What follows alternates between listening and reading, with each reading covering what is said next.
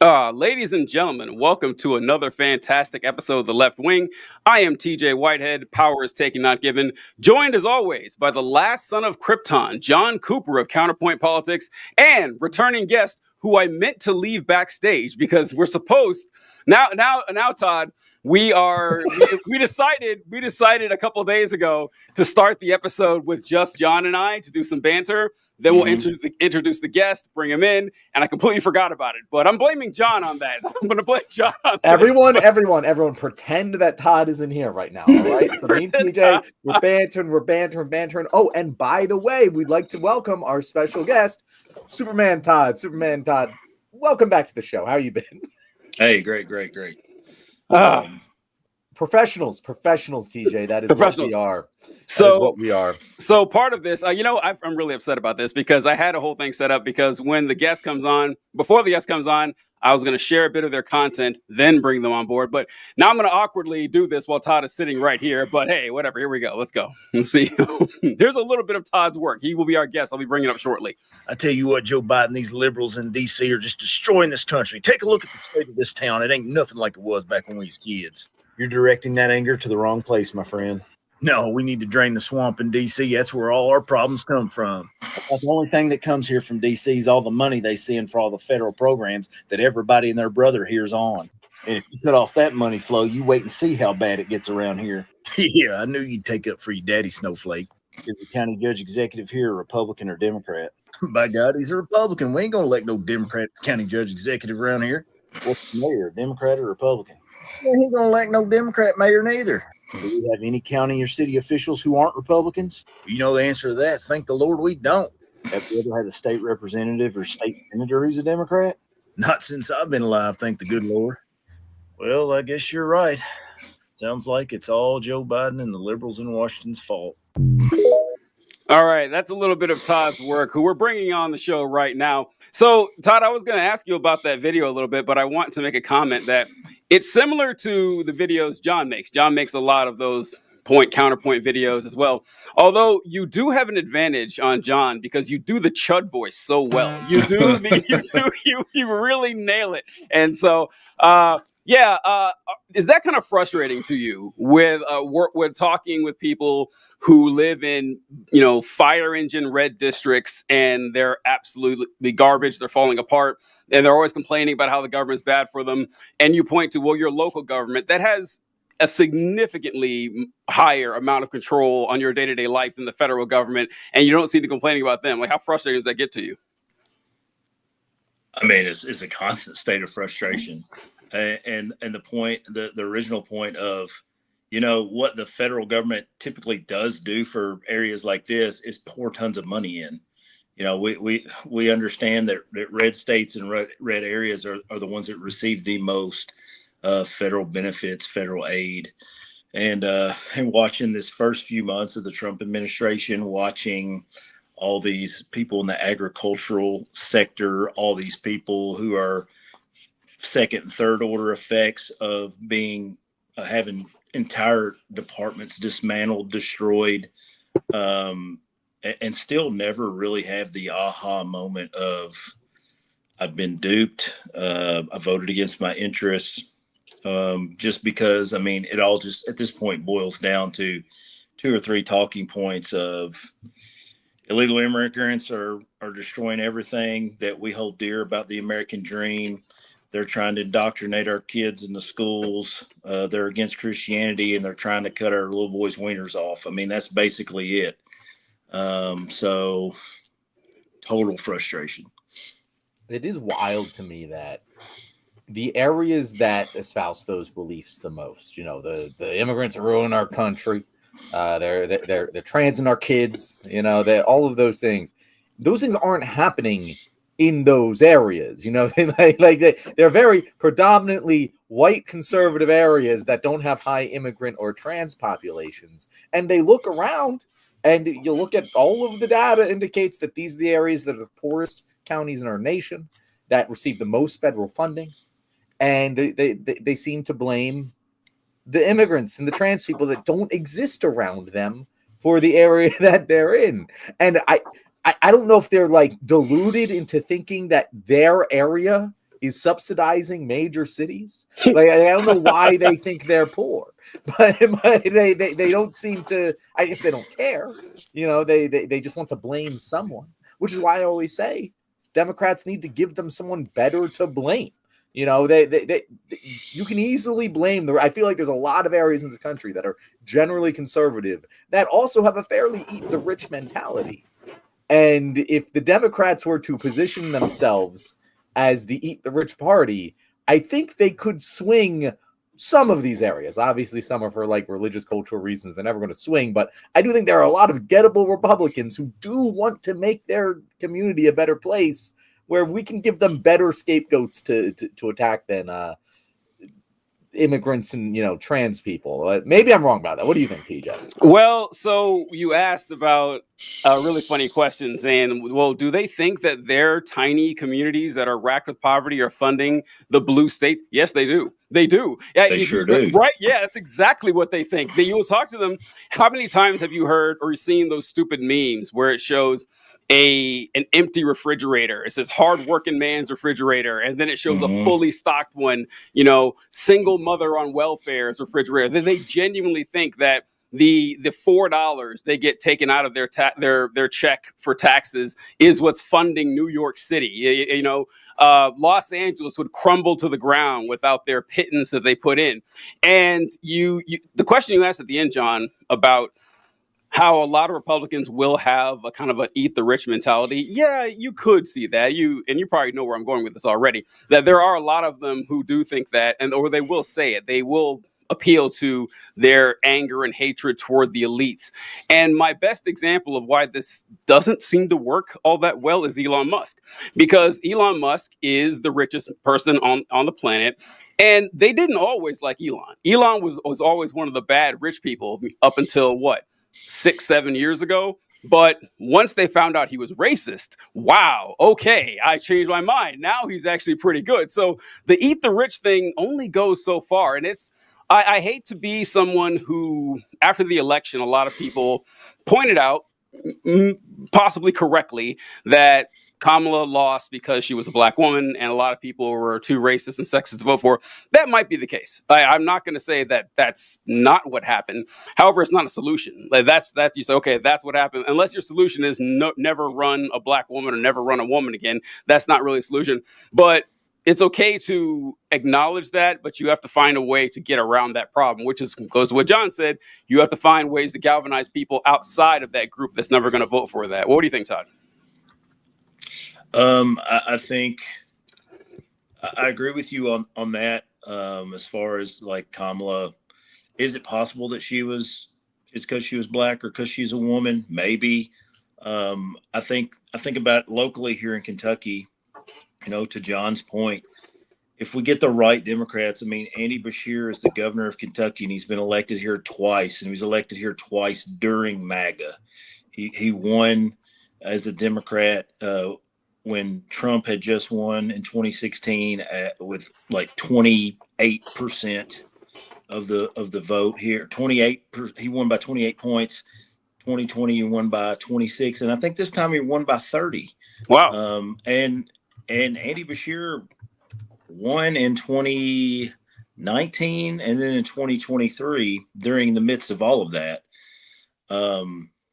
And so I think maybe there is a good point there that John makes. If you run the right people in the right places, people are willing to vote for Democrats, and not just vote for them.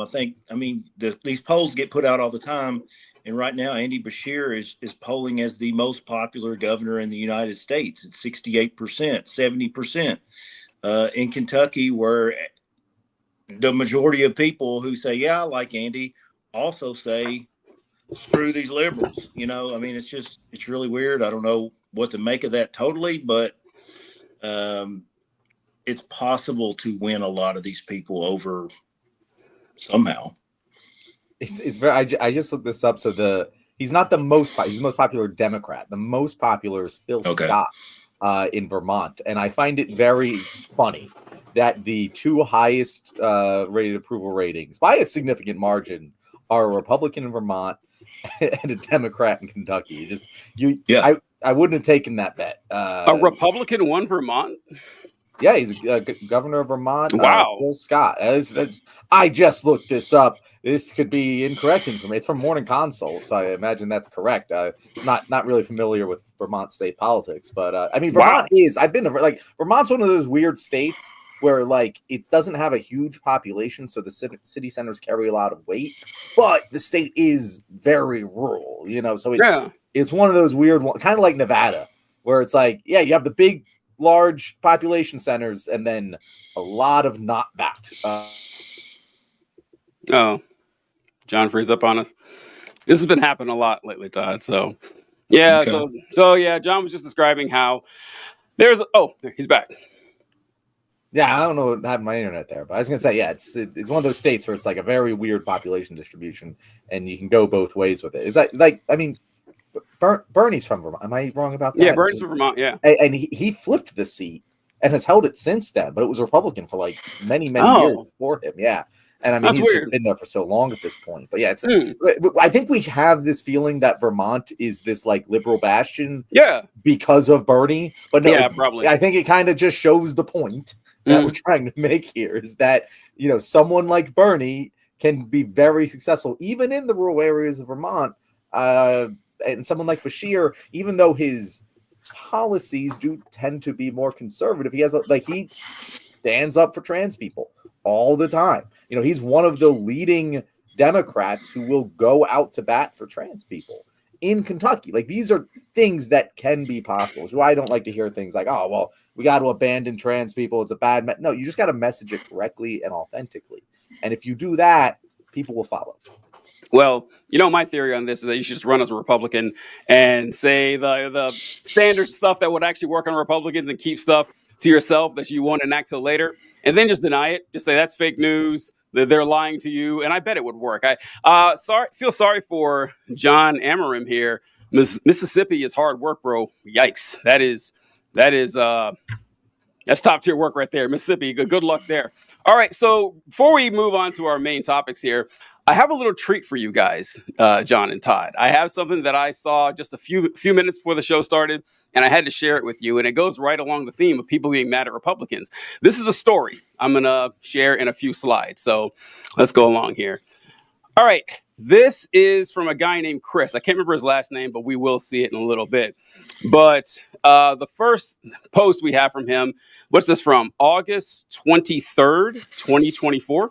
So about mid last year, he tweets out, "Oh God, this woman has to get the fuck out of this White House. She's killing us." I'm sure you can guess who he's talking about here. Then in September 11th, 2024, he states something to note. Kamala is a liar. She is a fraud. She is incompetent.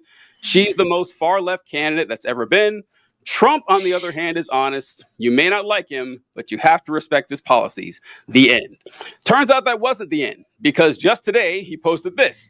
"So I did a thing." And he tweets at Real Donald Trump. "Sir, I am a U.S. Army veteran, singer-songwriter, and proud American.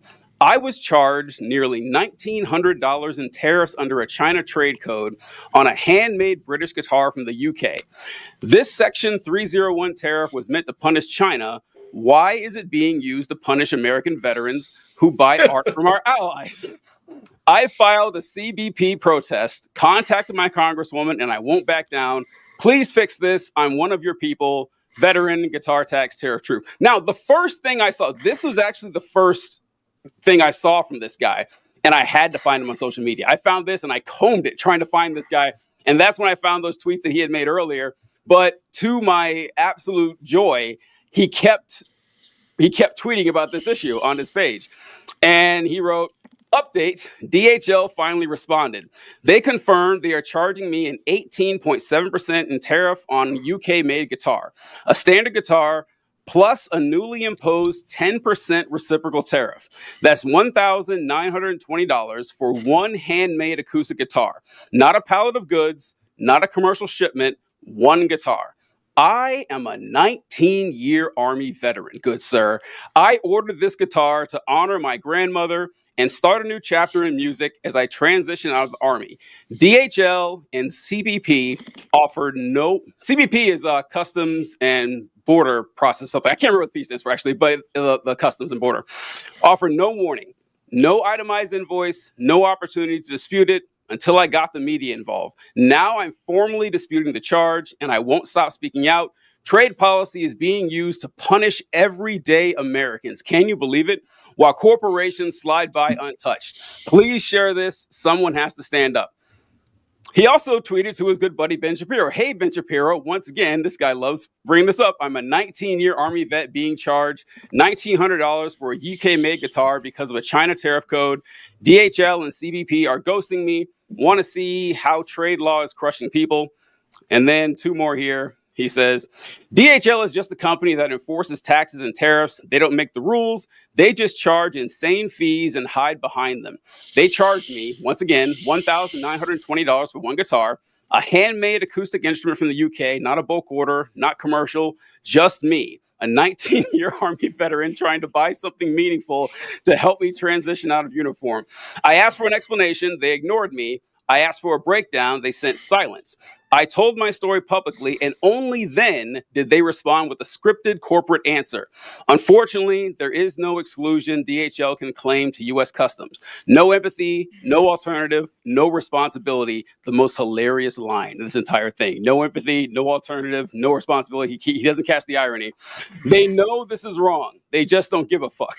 I've served this country. I've done things no one will ever understand. And I'm just a tracking number with a debt on it. But I'm still here and I'm still loud. You will hear this because I won't let them do this to the next guy, not quietly. So, Todd, I'll go to you first. What do you think? How unfair that this 19-year Army veteran had tariffs imposed on him. He had no idea this was going to happen. How could he have possibly known? You know, the thing that I take away from that is, and the thing that's so discouraging about it is that where it needs to be focused on, it never hit. You know, it just, holy crap! It's a mistake. It's the shipping company. It's absorbent fees. It's BS. Trade policies being used to extort people. It never made its way to the cause of this problem.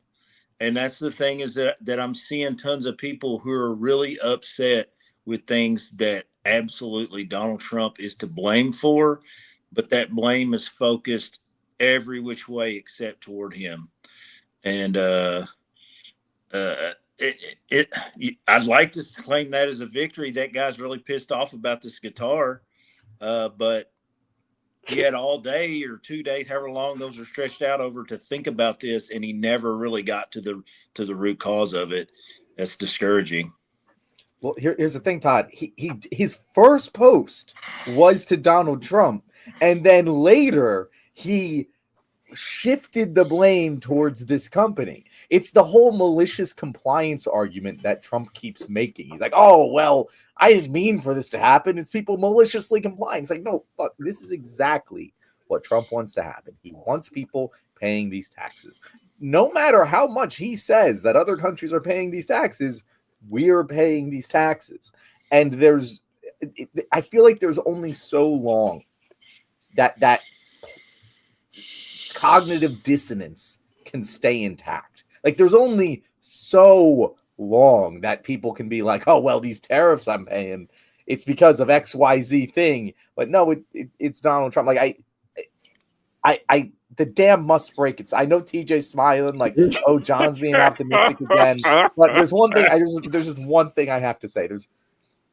He's saying that this was an 18% tariff, and it cost him $1,900 for this guitar. So we're talking about what? Like, well, 10%. They added 10% more, so it'd be like a almost a 30% tariff, because he said they added 10% extra to the 18%. All I'm saying is that if I had the fuck around money to spend $1,600 to $1,700 on a guitar, I would not make it my life's personal mission to make the people pay who charged me 30% extra instead. Like, that's the part of this that is cracking me up. He's buying a luxury motherfucking good from an international supplier, and yet he's pissed about this. Like it doesn't. All of the numbers here don't add up to me. Like I'm pissed about the tariffs. I'm not posting like that and attacking these guys because I'm not buying $1,800 luxury guitars. I'm not like judging people's spending choices here because I clearly spend on things that are also unimportant. But Jesus Christ, if this is what got you out of bed, how did you not notice anything else going on? The amount of care he has over this particular thing does not seem proportional to the amount he has paid attention to anything happening at all.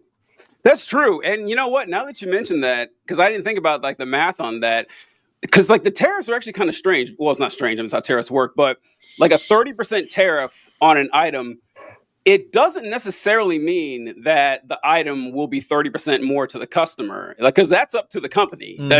That is true. That like the company may have a 30% tariff, but they could charge you 40% or 50% more if they wanted to recoup that cost out of fear that maybe some people won't want it. I don't know, actually, because I don't know what he paid for. That's actually a good point right there. That because it would only be what $600 or something that he would have been paying extra. Yeah, right. Again, like I'm upset about it. Yeah, it's not making me go on a tweet tirade against the company if I have the money to spend on an $1,800 guitar in the first place. You know what I mean?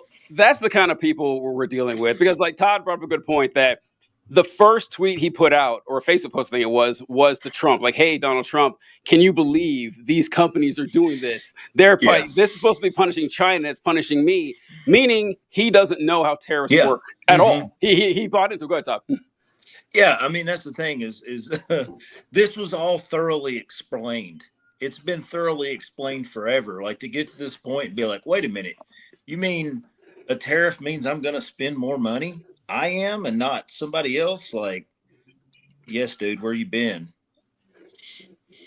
Yeah, sad to see. Sad to see. But we wish Chris all the best. We hope that he figures out who he voted for. I don't know.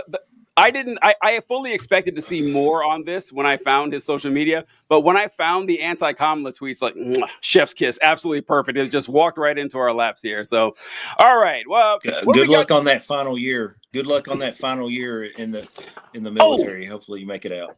Oh, Todd, thank you so much for bringing that up before we moved on. I don't know about you, but I have no patience for people like this. In 5 tweets, he mentioned 4 times that he's a 19-year, member of the armed forces. Like, come on, man, stop it. I can't stand that. It's like, I am such a better person than everybody else around me. I am so much purer than the common, vulgar, weak, licentious crap. I can't stand the sanctimonious nonsense. And it starts before you get out of the military. I'm sure you've seen it, while you're in. Yeah, that's the guy that goes and asks for a discount everywhere. Every time. All right, John, what do we got going on today? What great topics do we have for the folks? So we are going to be talking. We're going to be talking about, speaking of the military, the brewing military coup that Ken Klippenstein reported about, which I think is a bit of a clickbait exaggeration, but it does pose some interesting questions about what could be happening here over the next weeks, months, and years if Trump continues his current course of having an alcoholic TV host be the Secretary of Defense. We will also be talking about some baby bonuses, which honestly I would not mind getting into right away, because I cannot wait to talk about Trump's plan to spur on some more, native-born white American babies. But we'll also be doing a draft of Democratic options for the 2028 elections and who would be the best possible ticket. Since we have the NFL draft going on today, I thought it'd be a fun little segment for us. But before we get to that, TJ, I did have an article that popped up for me right before we hopped up on this show. And I just had to mention, we don't even have to talk about it very long, but I just have to mention it. Did you guys see the botched filing from the Justice Department about the New York congestion pricing lawsuit? No. Oh my God, TJ. Again, this is one of those things where I think that the Trump administration is the dumbest administration to ever exist. Easily. At least in my lifetime. Maybe we had dumber ones like a long, long time ago before the modern era. But this might be the single dumbest thing they've done so far. And yeah, not necessarily in terms of scale, but you guys have heard of the New York congestion. Yeah. So, for those who don't know, New York City instituted congestion pricing. It's one of the most, immediately impactful municipal programs ever. Immediately significantly reduced congestion in New York. And Donald Trump obviously hated that. Doesn't want New York City to get a win, so he tried to block it. So there's an ongoing lawsuit. And in these legal proceedings, the federal attorneys mistakenly filed an internal memo, which was poking all of the holes in the Trump administration's legal argument. Oh, no. And they filed it and sent it to the judge. Oh, no. And then they tried to argue, this was clearly a mistake. This shouldn't be added to the record. Wow. It was literally a point by point. Well, here's why we should lose. 11-page memo saying our argument sucks. Yeah. This is why. Have you ever heard of anything like that before in your life, Pete? No, I hadn't heard about that. That's very funny. And it also tracks. Like when Trump won this last time, one thing that John kept saying is that the only silver lining you can find in this cloud is that the same people who are going to be running this administration are the people who ran the Four Seasons landscaping thing. So yeah, that it's not super shocking, I guess, to hear that, but it is pretty bad that essentially the negative discovery they just submitted to the judge saying why we should lose, like Todd said. What do you think, Todd? I'm not shocked at all, really. I feel like I can't imagine the level of incompetence in the Trump legal team. I mean, look at the level of incompetence in the top positions. Can you imagine just the run-of-the-mill lawyer interns and new lawyers are like, hey, put this brief together really quick. I can't imagine what that's like. And the QA, like nobody's checking the stuff. Nope. Obviously, it's all just straight to the press, straight to the judges. I don't. It doesn't seem to matter, but I'm not shocked at all. Imagine who Alina Habba is hiring to work on the Trump legal team and all that. I know it is pretty funny. Thank you, Chris, for the super sticker $5. I hope it's not. I do hope it's the Chris we talked about with the guitar. That would be great. You could use that $5. Very Chris. Funny. That would be honestly, Chris. You might need to keep that money. You're clearly in financial straits here.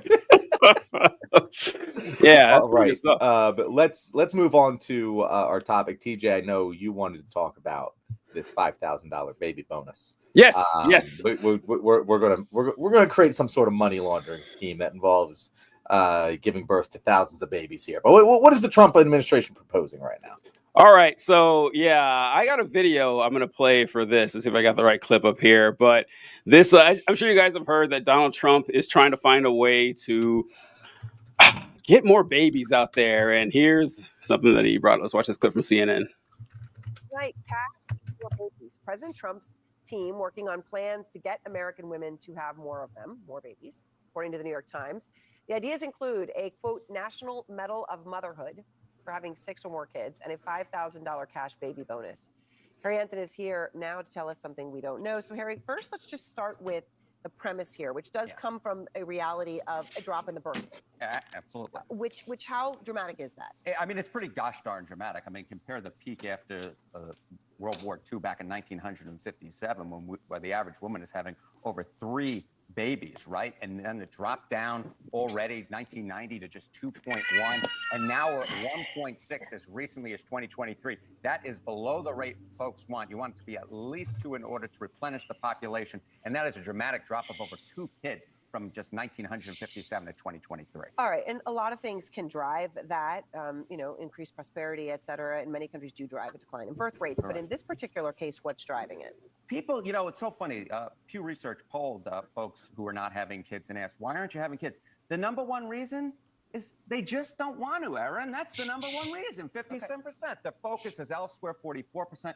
The world's a mess, concerned about the world, 38%. Interesting, look at what's at the bottom of that list at 36% is can't afford. So in fact, when it comes to affordability, that's actually low on the list. All right.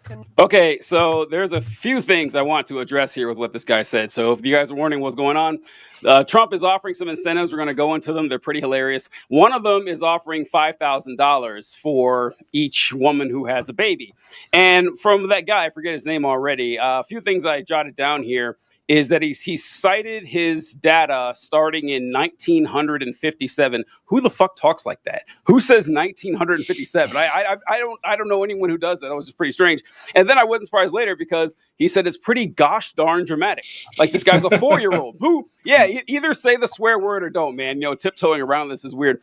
But now that he actually pulled up the chart and he said that people often cite that money is the reason people don't want to have kids. But if you look at this here chart, only 36% of people said because they couldn't afford it, because 57% answered with an answer that shouldn't even have been a choice. The question is, why don't you want to have kids? And one of the options was because I don't want to. That is not an answer. Like, why is that even there in the first place? There's a lot of reasons people don't want to have kids. If you want to get to the bottom of it, don't just leave it up to them. But the $5,000 bonus is what I want to address first before we go to get Todd's thoughts on this, is the $5,000 bonus is insulting. And it's insulting in multiple ways. The first one I'm sure you guys are going to bring up is that having a kid costs money. I looked up and the average cost of having a child after insurance is roughly $3,000. It's like $18,000 to have it, but most people have insurance and it'll be like $3,000, barely enough to cover the cost of having the kid in the first place. But it's funny because Trump is slashing a bunch of other programs that help people once they have the kids. What do you think, Todd, when you ran across this? I was thinking, first of all, we're 2 months removed from listening to MAGA tell us that we were all going to get a $5,000 check. Doge and Elon was going to give us all that, and now you got to have a kid to get it. And I was thinking, one of the first things that popped into my head was back when the real estate market crashed in the Obama administration. They did this massive tax credit for people who were first-time home buyers. Like, we need people to stimulate the market. And my sister in like 2008, it was like 2009, I guess, 2010. Got $8,000 to buy a house. You telling me that 15 years ago you were getting almost twice as much to buy a freaking house as you're going to get to have a kid? The second thing that I thought about is what demographic of people in our country right now have the highest birth rate? And I didn't want to make any assumptions about it before we came on here. I Googled it, looked it up. It's the people who we're trying to get rid of. So maybe just quit trying to ship the plan of shipping millions of people out of here who are the most committed to large families still. Maybe that's a bad idea. I don't know, except for we know what kind of babies they're trying to stimulate people having. And it's ones that look like me. All right, well, before we go on to John, when Todd said, take a guess who's having the most kids. I didn't know the answer, but Todd came through with a Denny Green. They are who we thought they were. So thank you very much, Todd. That's exactly who I would have guessed. But John, what were your thoughts? Used to be us. It used to be the Irish having babies. That's no. It's really funny. So there's a couple levels. What Todd said is entirely correct. Like if you want to increase our population, if you're saying, hey, our declining birth rates are a serious demographic issue, I will agree with you. That is 100% correct. If we do not replace our population, we are going to end up at some point with a hell of a lot of old people and not enough young people to take care of them. That's a problem. Major problem. There are so many better ways to do that than giving $5,000 per baby. Putting a bounty on babies, it just... It feels wrong. It should feel wrong to anyone, right? Like anyone who reads that should be like, there's something wrong with that. You don't even have to understand like all of the reasons why. I feel like it's something that just comes across as wrong. We shouldn't be paying women to have sex. That's what we're doing here, right? And it's for the baby making process, which honestly makes it even fucking creepier to me, right? So like, there's that whole side of it. But then there's also what TJ said. Before we get to that, there's also, there's thousands and thousands and thousands of people who want to come into this country who are more likely to have a bunch of babies than us native-born Americans and can easily replace our population even without having the babies. Why are we kicking people out of this country if declining birth rates are a problem? That doesn't make any sense. If you're willing to spend $5,000 per child, how many people are born in the U.S. every year? Let's do a little bit of math here. How many babies born in the U.S. Todd is running from his cat. per year? I'm throwing him. 3.66 I'm throwing him in million. the bedroom. He's shutting the door. That's three.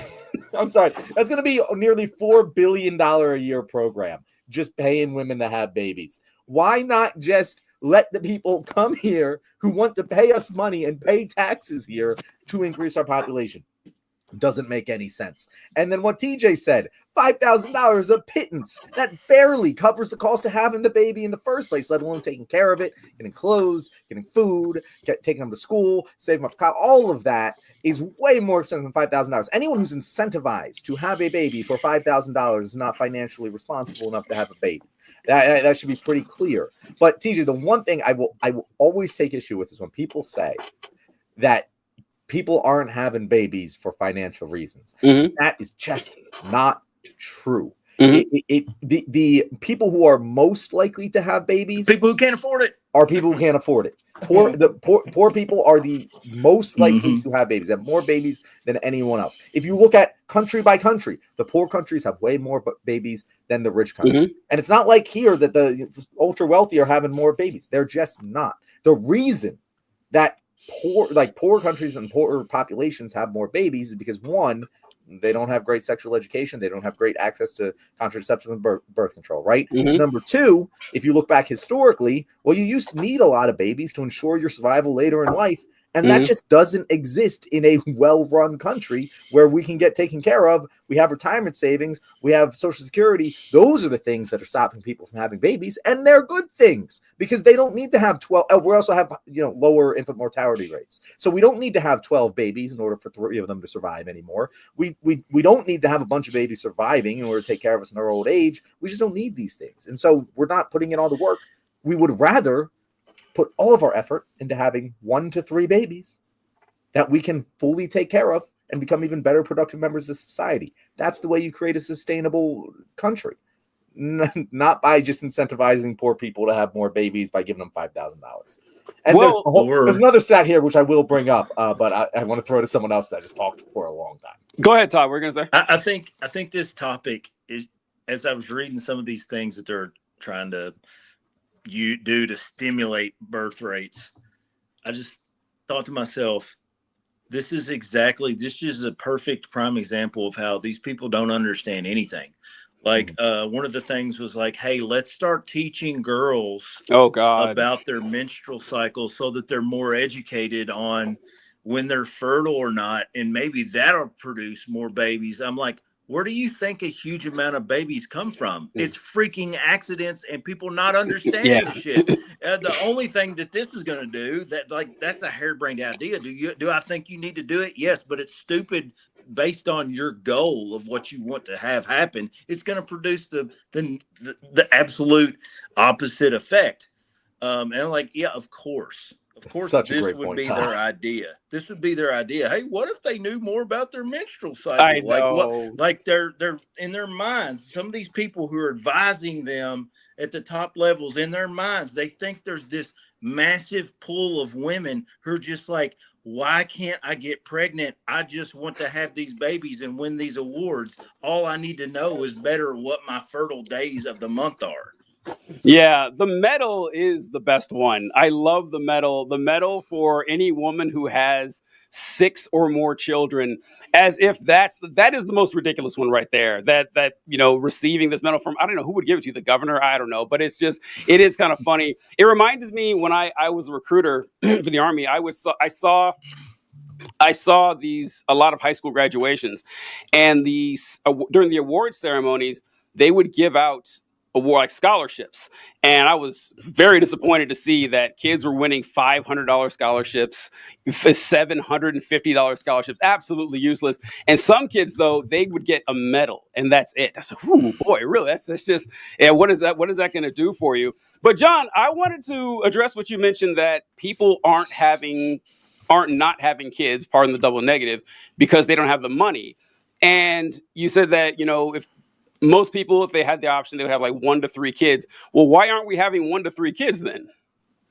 I mean, we are like we're having well, one is not enough. Like 2 to 3 would be what we need to stabilize. Exactly, right? exactly. And you know, so the thing. Yeah, I'll pop up the stats here. So a couple of things. There's two graphs I'm going to point to here that'll kind of explain this story. So first of all, if money was the thing, right? If money was the thing, you would see some barrier at which people have the money and they start having more babies, right? And that just doesn't exist. You know, if we look at this right here, birth rate in the United States in 2021 by household income under $10,000 in household income is by far the most likely to have a baby. Right. And you would think if you're like, oh, well, people aren't having babies, so they can't afford it. At a certain point, you know, probably, you know, around here, you would think that birth rates would start to go up because people definitely have the money that they can afford it at this point. But no, they actually go down. So that's not the thing. The reason, one of the biggest reasons we are not having the birth rates that we used to, it's not even because the people who you typically think of being mothers aren't having the kids. In fact, there are certain age ranges where the birth rate has gone up, such as 30 to 34-year-olds. That birth rate has increased. 35 to 39-year-olds. That birth rate has increased. Where have we seen the drops? Well, most significantly in teenagers, 15 to 19, 18 to 19, and then 20 to 24-year-olds. That's where we're seeing the birth rates drop. Because of course we are. We've implemented a lot of programs to reduce teen pregnancy. More and more women are going to college. These are all good things that, or at least most of us in this country can agree on. Less teen pregnancy, good. More women going to college, good. Again, most of us on that one. But here's the thing. If you have your first kid at 15, well, shit, you can have a hell of a lot more kids over the course of your lifetime, if that is the case. But if you have your first kid at 25, let's say you want to space them out, have 2 years in between them all, right? Well, suddenly you have 2 more kids and you're in your 30s. And previously you used to be in your 20s. When you're in your 30s, it starts to become more and more dangerous to have kids. And so, like, are you really going to be putting that on yourself? No. The issue here is that we if you want to have a population that is going to be increasing like that, you are going to need to have more women given birth between the ages of 18 and 24, which is not a good thing for them. Why the hell would you ever want that? Again, we do not need to grow our population. We do not even need to be at replacement level. A 1.9 children per woman isn't a bad number. That's not going to create a giant demographic crushing thing. One would, you know? And so, like, as long as we can keep it between 1.8 to 2, you're fine. You're going to be fine. You might have a declining population over time, but that doesn't hurt anyone. And so that's a totally sustainable number to be at. It's just that, you know, means that a lot more poor people are going to be having all the babies and the world is going to become a lot less white. I think, though, what they're concerned about is the number continuing to decline. When I don't see a reason why it won't. I mean, if it's been like things are more or less the same as they've been the last 50 years or so, why would it stable? I mean, maybe it will, but then again, we could have a South Korea situation. And I think that the money plays a part for at least a third of the people, But I think so. That's kind of the point I was going to get to with my thoughts on this. That the only people, like John mentioned it with a 5K, that the 5K doesn't really do a lot to help your average person, or anyone who would be helped by the 5K would not actually be helped by the 5K. Yes. It's kind of useless that way. And it reminded me that like the only people who could possibly benefit from this whole charade that Trump has laid out, or supposedly going to lay out, the small reward and the recognition, are actually rich people. They're the only ones who would get in on this. Like, oh, look at this. I get to get a cool medal from the president or something like that. And it reminded me when I was in China had the opposite problem. China had too many people. So China famously had the one-child rule for a very long time. They're regretting the hell out of that. Right? They're regretting it. And while I was over there, I knew a lot of Chinese families. And all the ones that I knew had multiple children. And that threw me off. It surprised me because I knew that they had the one child rules a long time ago. And I asked about it. They said, oh, yes, there is a one child rule, but if you pay a fine to the government, you can have another kid. As long as you pay the government for the kid, you can have one. And this is kind of like a reverse problem of that. And it's funny because conservatives will often say, like, and listen, they're not wrong. They're not incorrect in this observation, because I would say the same thing, that if you can't afford to have a kid, you shouldn't have a kid. That's probably a bad idea. You can't, but they make it as difficult as possible for people who can't afford to have kids to have kids. They say that they're championing. It's a great example of how they're a pro-birth party and not a pro-life party. That if we want to, like Trump slashing things like Head Start, slashing Medicaid, things that people who have kids could actually, use. And John, as far as like the solution to the problem, I think the solution to the problem lies in uncoupling ourselves from our idea of work and finance, and just like fundamentally changing how we view society. That I don't think there's a capitalistic answer to this. I really don't. I don't think that, because like John mentioned, if you look at like the more affluent the country gets, the less children people tend to have. It's not necessarily a money issue.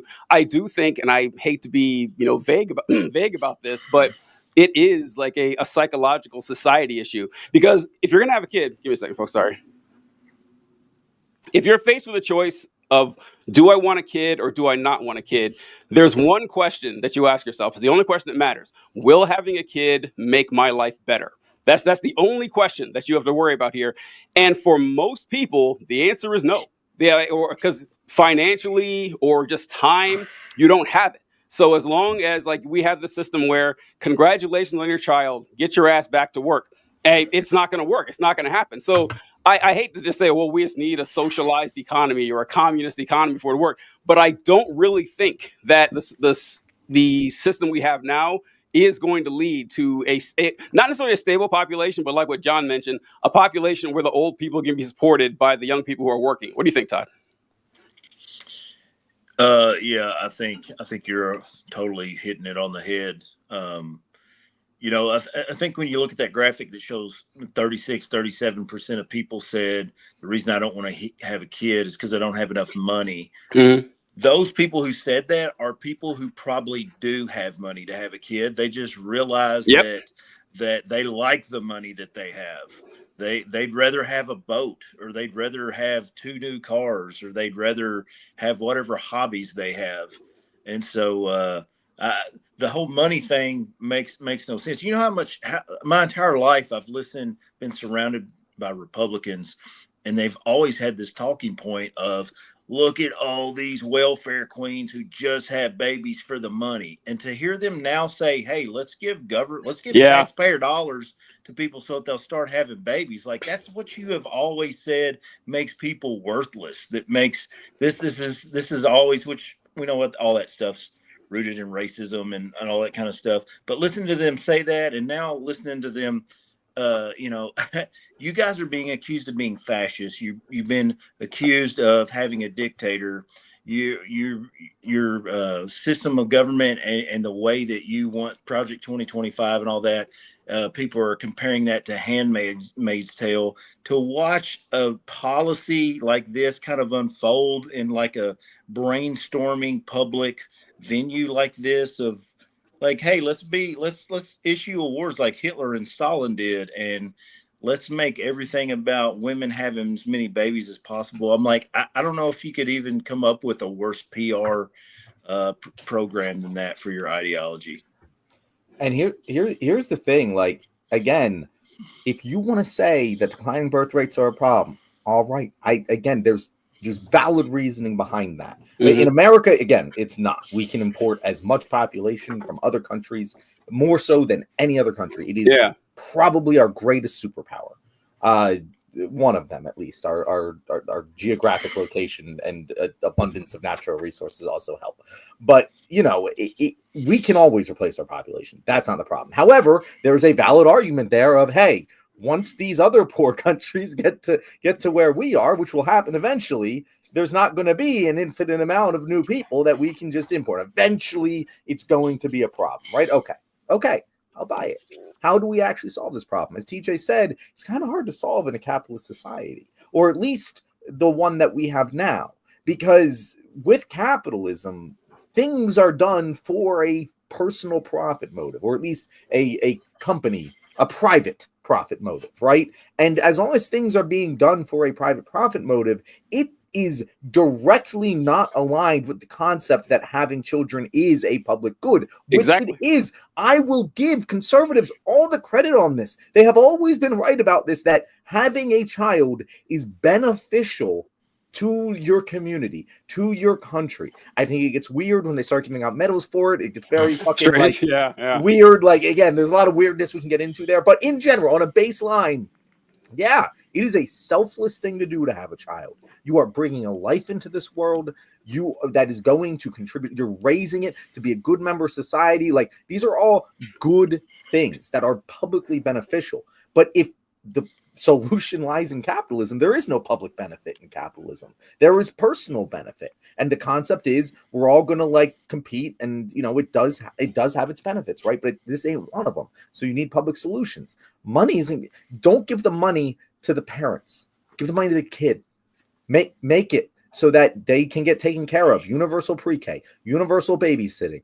Like, all of these things could be tremendous in making it easier for parents to have children while also investing in future generations. Parents aren't going to have kids if they both have to work jobs, both have to take on multiple shifts in order to pay the rent. If they have to save up a ton of money to buy a house because housing prices are through the roof, well, that money isn't going to go towards a kid. There are a lot of things that we can do to increase our birth rates. None of them are things Republicans have ever wanted to do. They are things Republicans have always fought against. The only reason Donald Trump is proposing this is to feed his weird, Nazi fans on Twitter, like Elon Musk. And also because it comes from him. He doesn't actually care about the birth rate. He cares about people getting money from Donald Trump and people thanking him for it. That's why it matters. That's why he won't do all of the other things that we were already doing, because they don't come from him. He doesn't give a shit about them. He doesn't get the credit. It's not. They're not trying to solve the problem. If you want to solve the problem, I will work with you. But if you're going to tell me this is the solution, I'm going to tell you you're wrong about that. And I have all the fucking stats to back it up. Yeah, I'd like to see the benefit any CEO has of you having a kid, other than a CEO who maybe runs some sort of childcare thing. Outside of that, nobody. But even then, their goal is to make as much money off, making it as financially burdensome on you to have that child as possible. That is their stated goal. If that is the goal, you're going to have less kids. I feel like that should be understood by even people who like capitalism. Should be able to admit that, that's not a very beneficial system for spurring on more children. Yeah, someone explain to me, what is the societal benefits of the reality that having a kid financially cripples you? How does that benefit anyone in society? Well, what good does that? I get so frustrated having to explain to people that society exists for one reason and one reason only: to make life easier for us. That's the only reason we bother with all of this. There's a reason we don't all live in the woods in groups of 10, digging up root vegetables trying to survive. We band together, we make rules to benefit our species and maximize our human potential. And we are surrounded by millions of people who say, actually, no, we shouldn't do that. We shouldn't. We should maximize how much money a particular class of people can make. This imaginary substance that we created to make trading more efficient. That's what society exists for. I mean, no joke. A lot of people essentially act as if society is there to help people make money. That's it. Not actually make people's lives better. And Chris coming through with a great comment here: the wealthier the society, the more there is to do that isn't sex. The less sex people have. That is not a bad point. It actually isn't. That is not a bad point at all. It reminds me of sports fans. If you think of the locations that have the most rabid sports fans, it's never going to be Miami. It's never going to be Los Angeles. It's never going to be somewhere warm with lots of shit to do that's really fun. It's going to be places that get freezing. Green Bay. Yes, it's going to get places that get freezing cold and you can't leave your house and there's nothing better to do than to watch the local sports ball team. Those are the places that have. So if we want to solve this problem, let's do some global cooling, make the world frozen, and then we'll have lots of kids gotta be holed up inside. But yeah, Kobe with a great comment. God is one of the only things that's free in America. That is very true, unless you're in Reno. true. I was actually having this thought. So Tuesday, I went and watched Sinners. Have you guys seen that yet? No, I have not seen Sinners. So highly recommend. Heard it's good. Heard it's good. Genuinely very good movie. I don't think it's not my favorite movie of the year so far, but it was a good experience. But one thing that I kept thinking, I've had this thought before. I was like, this is the Jim Crow South. If you're a black person, the Jim Crow South, and this is like, I don't even know No, it is Jim Crow South, but it's just like very close to slavery. Like they're basically still living on plantations, right? I'm just like, why the fuck would you have a kid? Like I was like, why? Like your life sucks so bad. Why the hell would you add a baby onto that? And the answer is exactly what Chris just alluded to there. What else are you gonna do? What else gonna do? It's the easiest thing to do to give yourself pleasure in a shitty world. So you're just gonna have sex. You don't have birth control. You have a bunch of kids. It's just what happens. It's a different worldview than we have. Yep. Ain't that the truth? Any last thoughts on the topic here, Todd? No, I'm looking forward to the next one. All right, let's go. Right. Well, okay, good segment there. One thing I wanted to ask, I still feel bad about botching that intro, John. I have nightmares about this because I had it all set up in my mind. I was gonna introduce you and then say, the last on a Krypton thing. Then I was gonna ask you if you could pick a superpower, which one would it be? And then go to Superman Todd and see which one his is. So I'm gonna do it right now, middle of the show. John, if you could choose one superpower, which one would it be and why? So I have debated this many times, as I believe all men have in their lives. Yes, very important question. It's a very important question. You got to know. And I usually go with telekinesis. And I say this not because it's necessarily the most beneficial, but when I watch superpower media, the characters that appeal to me the most, that's the coolest, are the telekinetics, your Magnetos, your Garas, the people who can just move shit with their minds, because it gives you flight, it gives you super strength, it gives you everything because you can just move shit with your mind that all these other superpowers do. The other one that I also go with is telepathy, because how fucking valuable would that be to read people's minds? The only thing is that has the downside of you have to kind of limit yourself, or else you'll drive yourself insane. But those are the two that I kind of jump between. I also see arguments for teleportation, but telekinesis kind of wins it every single telekinesis time. Not a bad one. How about yourself, Todd? Man, it's really deep. Mine's just way more juvenile than that. The power to fly is just wild to me. That would be mine. Flight is a pretty common one. That's the one a lot of people choose. I had a dream once that I could fly, and like Superman or whatever, and it was terrifying because this is just me. I hate that my brain operates like this. But as I was flying in the dream, I was scared because I could fly, with just my body unaided by anything, but I realized that I couldn't slow down because I don't have wings. So I had nothing to actually stop my my momentum. And I couldn't land either because the further I flew, the faster I got. So I'd essentially just fall into the ground without super strength and die. So it was a terrifying dream. I didn't like it at all. So that barred flight from my thoughts. But the one that I would pick is what I think is Superman's best power, is invulnerability. Because super strength has, some weird limitations. If you think about the physics of it, are your bones actually strong enough to lift that car? I mean, you can lift it, but can you actually do it? But super strength doesn't work without invulnerability. Yeah, so invulnerability, you need it. And so, I kind of like that one. How it would work, I don't know. True, the physics of it doesn't make sense, but that's the one I go with. But also, before we start, Colby, I understand Magneto's magnetism. From a practical sense, he's a telekinetic. I understand you want to get all technical about it, but from a practical sense, he moves shit with his mind. That's it. And he can only do metal. So imagine if I just do everything That's my point here.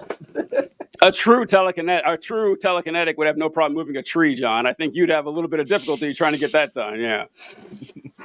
All right, John, what do we got next here? Colby, Jean Grey's a telekinetic. Get the fuck out of here. All right. Okay. So Next topic for today, something I want to talk about because we have Superman Todd on the show. He's one of our many guests who is a veteran.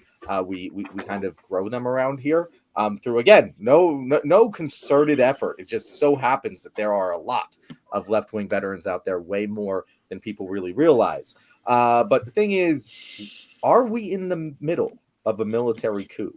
And that is a question that, kind of sounds surprising, but it is something that I sort of alluded to when Donald Trump was elected, in that the military might be our last hope, in that they just don't listen to the president.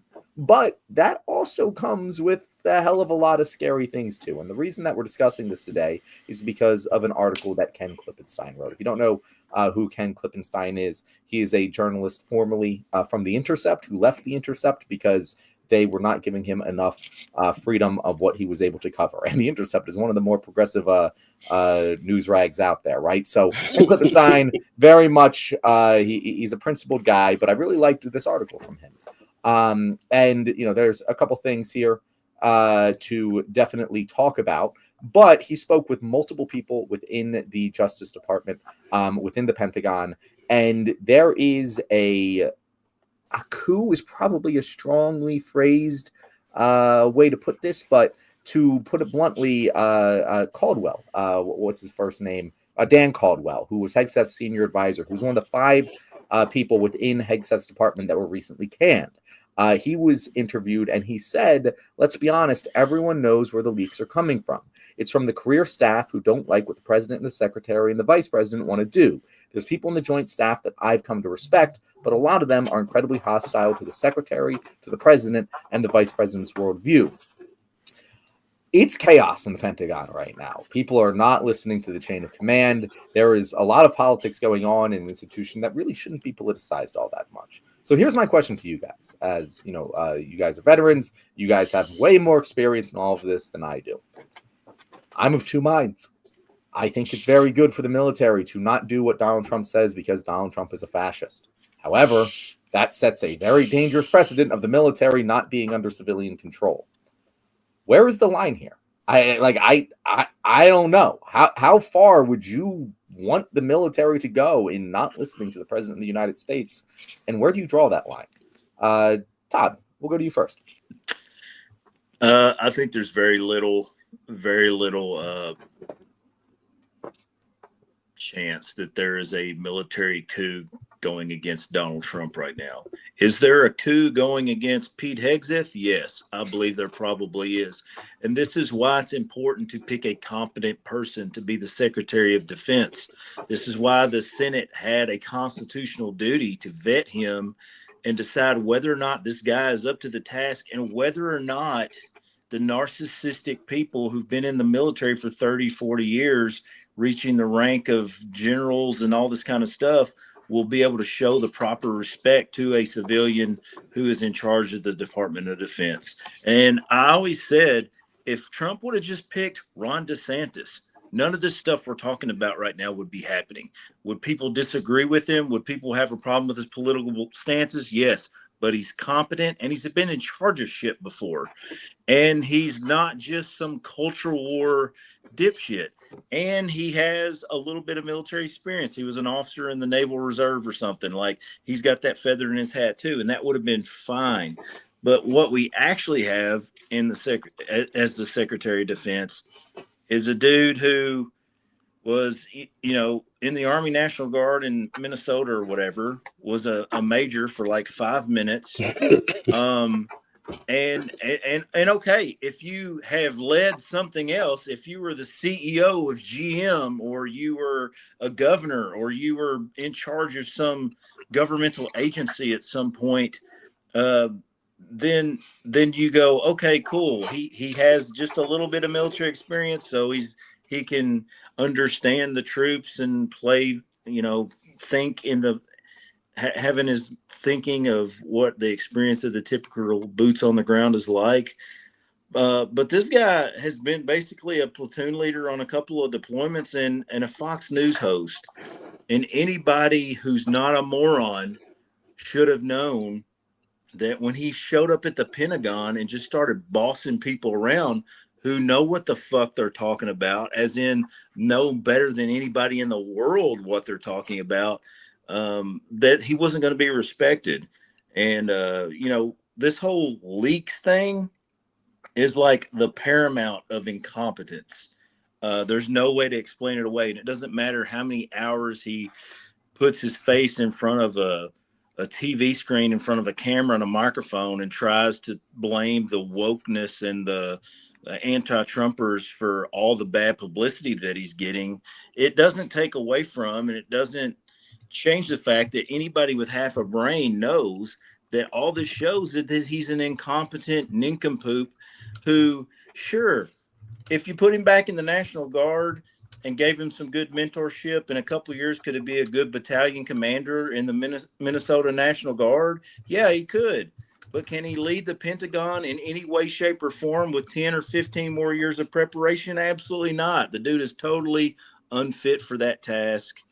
And is there a military coup taking place against him? On some level, yes, because in their minds, these people know, for the best interest of the security of this country, this guy cannot be in charge of the biggest military force on the face of the earth.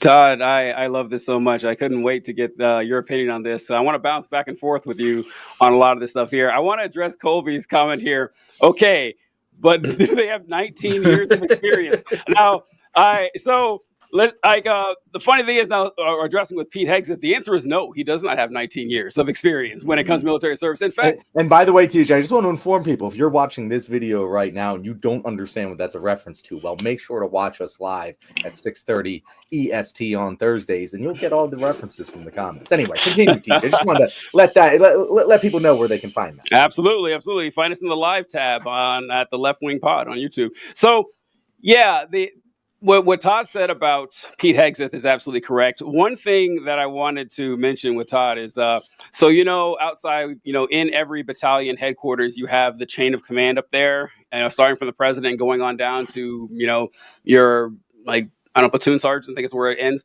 But when it has the Secretary of Defense on that list. And I was just thinking that there are millions of soldiers and airmen and Marines out there that go to their battalion headquarters and they see the Honorable Pete Hegseth written on all these pictures. And it's very funny to me that if any man is, I can't think of anyone less deserving of the term honorable than Pete Hegseth. And Todd is right about this guy. Todd, I know a lot of people in the military. I know very few who are my friends. I know very few of them that actually have less experience in the military than Pete Hegseth. This guy was in the National Guard for like 12 years or something like that. And Todd, as you mentioned, he never even held a company command. The man never in a company command at all. And now he's in command of the entire United States military. Absolute insanity. And what I read down here, Todd has a ton more experience than Pete Hegseth. Everyone I know has more experience than Pete Hegseth. But watching him collapse and come in and try to change stuff in the most absurd way possible. In the Army, we call these folks good idea fairies. That's something that we would all refer to when someone comes in with just all a bunch of good ideas that are just dog shit. It reminded me of a time years ago. I used to work at my battalion S3, and we had a meeting at brigade with this master sergeant from division who came down from division command. He came down. I can't remember exactly why he was there, but he wanted to talk to us about how we were going to set up an event for Native American History Month. And I was there with the captain and a major, and the three of us talking to this guy. And he says, okay, so the idea he pitched to us was, I kid you not, the Trail of Tears Ruck March. That's the idea he came up with. He wanted to do a Trail of Tears Ruck March. And when he said that, I kind of just froze. I didn't have words. I didn't know what to say to this. And the captain sitting next to me said, well, we would have to handle this really respectfully. He's like, oh yeah. We could have the whole family involved. We could have traditional food being served there. There could be face painting station for the kids. I mean, this went on and on. It just kept getting worse. Every word out of this guy's mouth was significantly worse than the last. And we're just shell shocked. And the guy does this and he leaves. And I remember the major turning to us and saying, fellas, we're not doing that. Oh, no, absolutely not. No, of course not. That's shutting that down right now.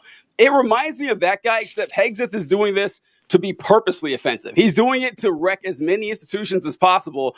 And I think that Todd is right. Absolutely. That there's only so much damage you can do in a leadership position when you don't know what you're doing or you're actively trying to be as caustic and as reprehensible as possible.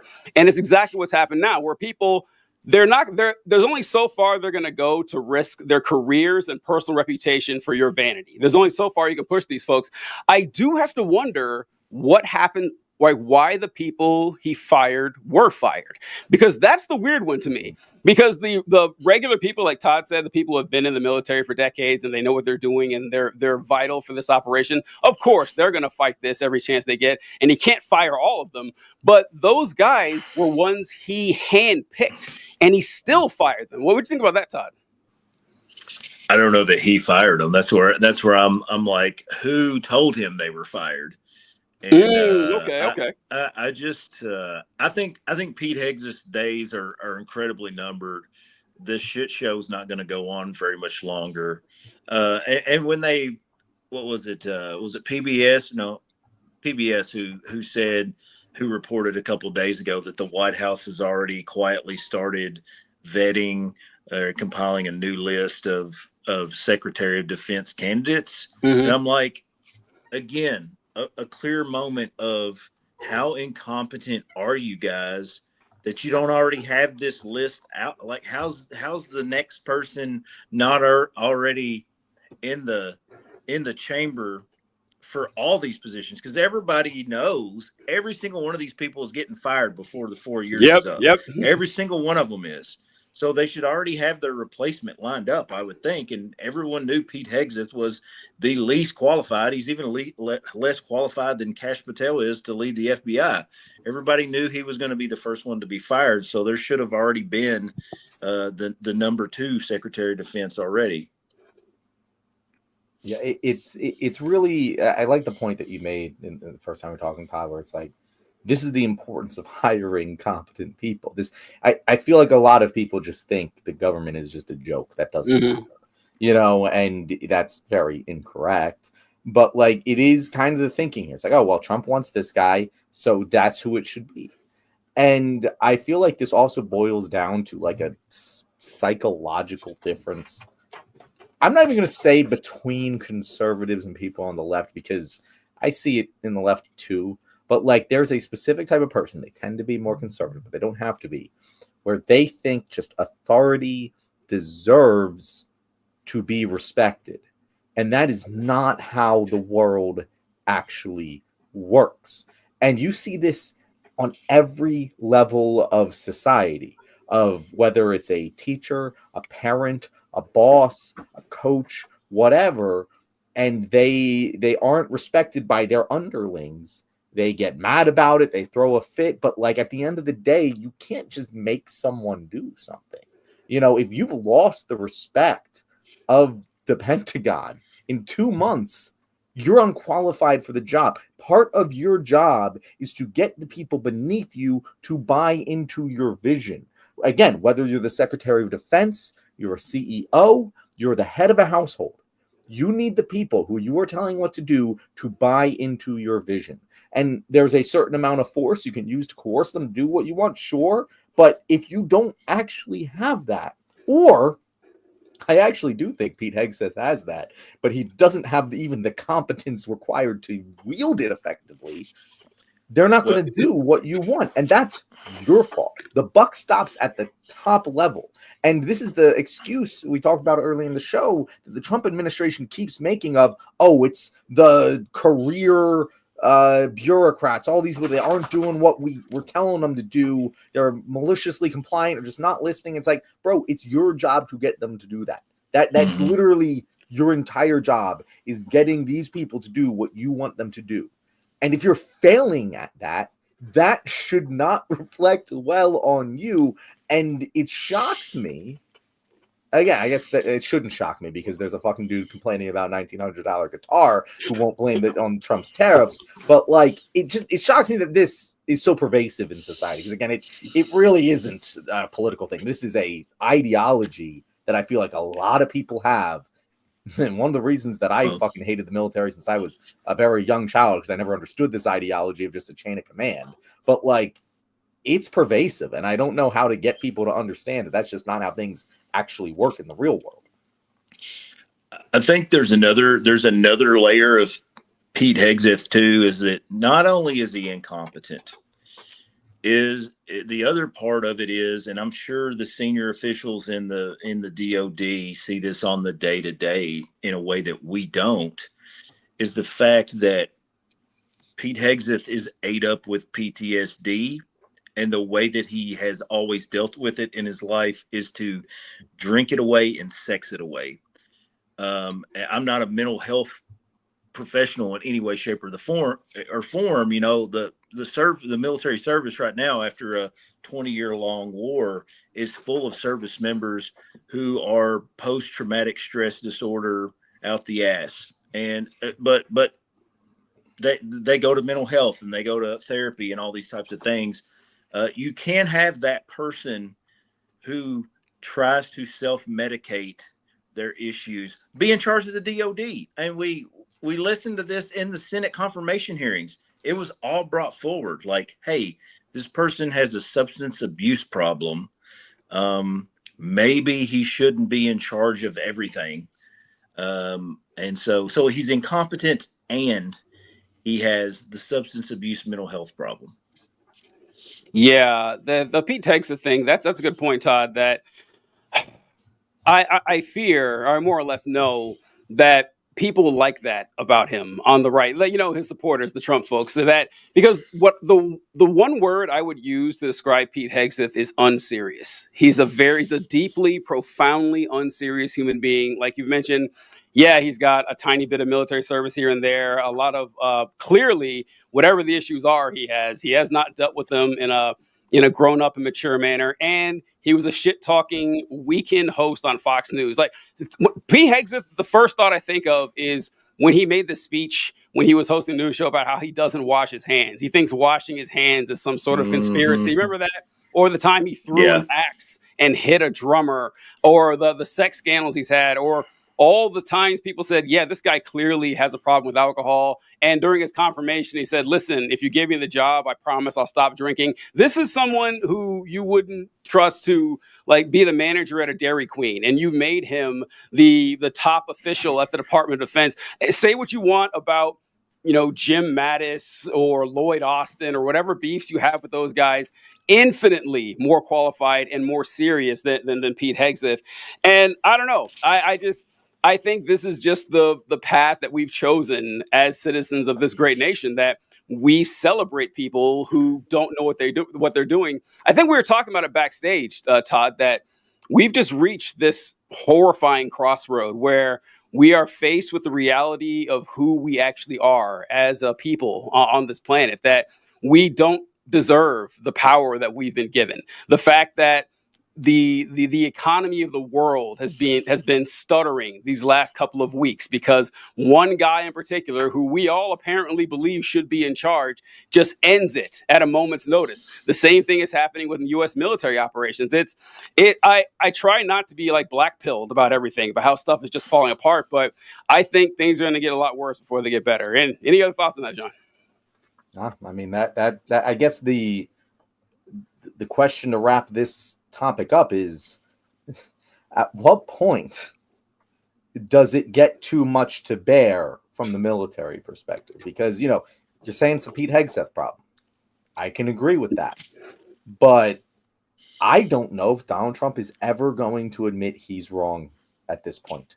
I don't know if he's ever going to replace Pete Hegseth. And if he does, I don't think he's going to suddenly decide to start hiring competent people. So eventually, this is going to come to a head one way or the other. Do you guys think it's possible that the military says, we're not listening to this guy anymore? Just publicly stated. Yeah, I think if Hegseth stays in, he becomes a figurehead. Yes. He'll be Secretary of Defense, and everybody underneath him outside of his little minions just basically ignore the fact that he's there. That's exactly what I was going to say, Todd. That you've seen this happen. You've seen this happen when someone comes into a position of authority. In the military, you see it all the time. And the biggest mistake that people make, they learn it pretty quickly, most people, that it doesn't really matter what your rank is or even how your time in service. If you show up to a new unit, you find someone who knows what the fuck is going on and you learn from them right away. You find out who has their shit together and who the people respect, find out what they're doing, learn as much about it as you possibly can. Hegseth did not do this. Hegseth went in way over his head on something, and you know, he's starting to drown. And good point you brought up with Ron DeSantis, Todd. I hadn't thought about that because you're 100% correct. If Ron DeSantis was the Secretary of Defense, as much as I dislike the guy and how I've never said a good thing about Ron DeSantis in my life, I don't respect him, he would be 10 times as good and honestly as qualified for the position as Pete Hegseth, because say what you want about him, he has been in leadership. He's been the governor of the state for, going on a decade now. So yeah, I thought that was a good point. Okay. Segment right there. All right. Before we get to our draft, I think we're going to end with that. Correct, John? Correct. I wanted to share this a little side note here. My sister, Essence, she works as an audiologist at the VA in San Diego, and she'll send me emails that she gets from the Doge team, and they're very funny. And she sent me one a couple of days ago. I don't know if you guys had heard about this, but here we go. I got a kick out of reading this one. Let me enlarge my screen here. I don't know if you guys can read this, but it says, on February 6th, President Trump enacted the executive order eradicating anti-Christian bias. Any examples of adverse actions taken in response to an accommodation request? Any adverse actions taken in response to observing religious holidays? Any adverse response to religious exemptions under the previous vaccine administration? Oh my God. But it's just a whole bunch of stuff stating that, hey, if anyone's been bullying you for being a Christian, President Donald J. Trump is on the case. He has a whole entire task force set aside to make sure that no one is being mean to you because you wore a cross. Now, obviously, if someone has been discriminated against because of their religion at work, that's not cool. But we already have a process for that. There's already a process that you can go to report things to EO and say, look, EO, that, hey, someone is disparaging me because of my religion. But leave it to Donald Trump to say, you know what, we're going to carve out an exception and make a special one for the Christians, people who are 65% of the population, so they can make a complaint in. Have you seen anything like this, Todd?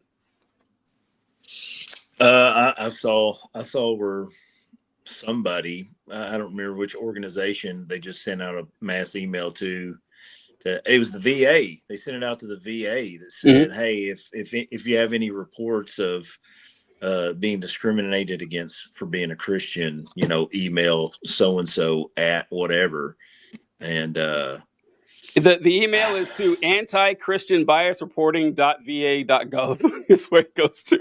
And 95% of those, 99% of those complaints are going to be along the lines of, at my job, they won't let me do XYZ, and they're discriminating against me because I'm a Christian, because I won't shut up about how much I'm against abortion in the workplace, or I won't shut up about how much I love Donald Trump, or I won't shut up about Barack Obama not being a real citizen because that's what Jesus wants me to do.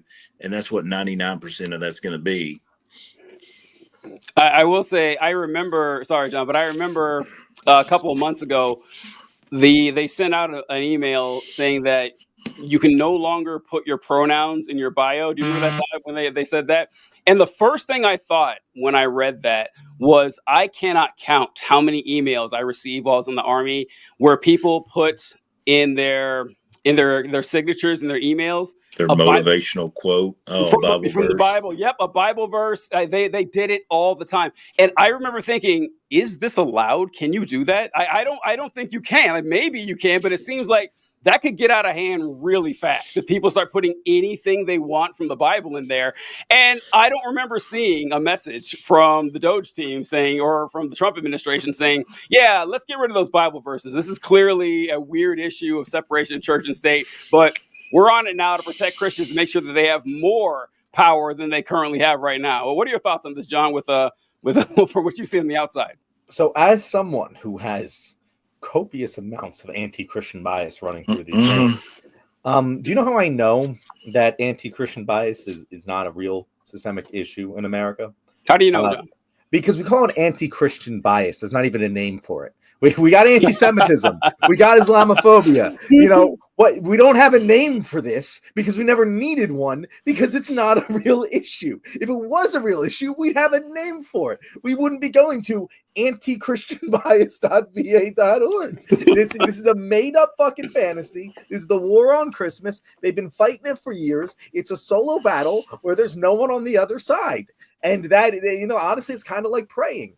But like it just blows my mind. I mean, it's not really. There's nothing to argue here. There's no. It's just like you're victimizing yourself for no reason over something that doesn't actually exist. You know, it's utterly ridiculous. And to the extent that it does exist, it exists for good reasons. I don't know anyone who's particularly biased against Christianity. There's certainly people who are biased against religion, but I've never met anyone who's like, the Jews, they're cool. The Muslims, they're cool. The Rastafarians, they're cool, but the Christians, go fuck yourself. How dare you? Never seen that before in my life. And honestly, if you were to be irrationally against one religion in the United States of America in the year of our Lord 2025, it would be Christianity. That's the one you would pick, right? That's the one that has more power than all the other ones combined. People, like I mentioned before, Christians I think they're 60 to 65% of the population. Those of us who aren't Christians, we're still culturally Christian, right? We still practice all the Christian holidays. We make reference. I with my family this past Sunday. Like I did it, you know. Yep. Not religious. It's just what you do. Exactly. Like you celebrate the Christian holidays. You make biblical references casually. You talk about David and Goliath as a metaphor for someone powerful fighting someone weak. You don't think anything of it. That's just part of your upbringing, part of the culture you grew up in. I mention this all the time on the show that half the names you know come right out of the Bible. Peter, Andrew, James, John, Thomas, Mary, Elizabeth. Yeah, John right there. Yeah. Rebecca, Rachel, like all the people you know are named after Bible characters. People walk around with Christian iconography on their shirts, their hats, in their jewelry, or tattooed on their fucking bodies every day. You are drowning in it. And so, yeah, if there's one religion that you're going to say, okay, I think these folks are going too far and I'm going to, I don't know, irrationally criticize them more than others, why would you pick any other one? Like, that's the one you would actually go after because it holds immense power and immense sway. And obviously, not everything about Christianity is evil. There's nothing that's 100% evil. There's a lot of good stuff you could pull from it. But let's not pretend that there are some marginalized group that's just, signaled out and being treated poorly on some mass scale that we would need government intervention specifically for them. It's kind of nonsense. It's the only religion where elected representatives can say this is a Christian nation and not be immediately removed from office. Imagine if Ilhan Omar was like, this is a Muslim nation. It just wouldn't fucking happen. It would be a ridiculous statement. You can't be a victim because of your Christianity and also be the only religion that politicians ever claim this is, and even legitimately claim is a Christian nation. It doesn't make any sense. Can't have it both ways. Yeah, it is a controversial statement for you to say this is not a Christian nation. Like that will start arguments to say this isn't a Christian nation. And whenever politicians, even though it should be, it's right there in the Constitution. Yeah, John Adams said it, for crying out loud. John Adams said, actually, this is not a Christian nation any more than it's a Muslim nation. I think he kind of knew. I would take his word over yours, buddy. And when politicians, and most of them do this, 95% of them, it was 100 growing up. So you'll see fewer of them these days. When they end their speeches with God bless America, you know exactly which God they are talking about. There is no question. You don't have to wonder, oh my God, are they talking about Vishnu? No, you know damn well it is our Lord and Savior Jesus Christ and his dad and the third guy. I know that's confusing, but trust me, we'll figure this out. But imperial third entity. Yeah. I'm sure that won't cause any problems later on of people trying to figure this shit out or whatever. But no, it's just, I don't know. It's very annoying that Christians still, it's like the fascistic paradox of We are proud, noble conquerors, but we're also terrified wee little babies. Someone's always coming after us. We're scared all the time. Cry bullying. This is actually why Trump is the perfect avatar for them. Trump is both bombastic and, like a hard charger. Always, he never plays defense, but he's always complaining how unfair people are to him. It's perfect. It lines up perfectly with the victim complex that we have in modern day American Christianity. All right, and with that, let's get to tonight's main event, the 2028 Democratic Party draft, which we're holding in 2024 because we can only look forward. we want to just skip past these next 4 years. So here's the rules. I put together this draft chart here. So we're going to have 4 rounds. We're going to be picking a president, a vice president, a speaker of the House, and a Senate majority leader, right? Those are the 4 people that we are picking from here. You can pick whoever the hell you want. Love it. And there's no actual judging criteria, except I'll probably say who has the best one at the end, and that'll be the winner, and it'll probably be me. We will do a snake draft. So Todd will go first because he is our guest, and then I will go because I put this chart together, and then TJ will go last because he didn't, and then TJ will go, and then I will go, then Todd will go. So that is how we are going to run this draft. We're going to start with the president. With the first overall pick in the draft, you can choose anyone you want to be president, Todd. Who's it going to be? Andy Beshear. Ooh, with Andy Beshear, Todd from Kentucky, taking the hometown hero. How do you spell his last name? Is this correct? Beshear. Beshear. Shear. There we go. I almost got it. Andy Beshear. Why are you picking Andy Beshear, Todd? Because he's a winner, and that's what we need. He's won Kentucky twice in the Trump era in a state where Trump has won the state 28, 26, and 30 points, respectively, in all 3 of the elections. And he is ranked the top Democrat governor in the United States on public opinion in a deep red state. So he's doing something right.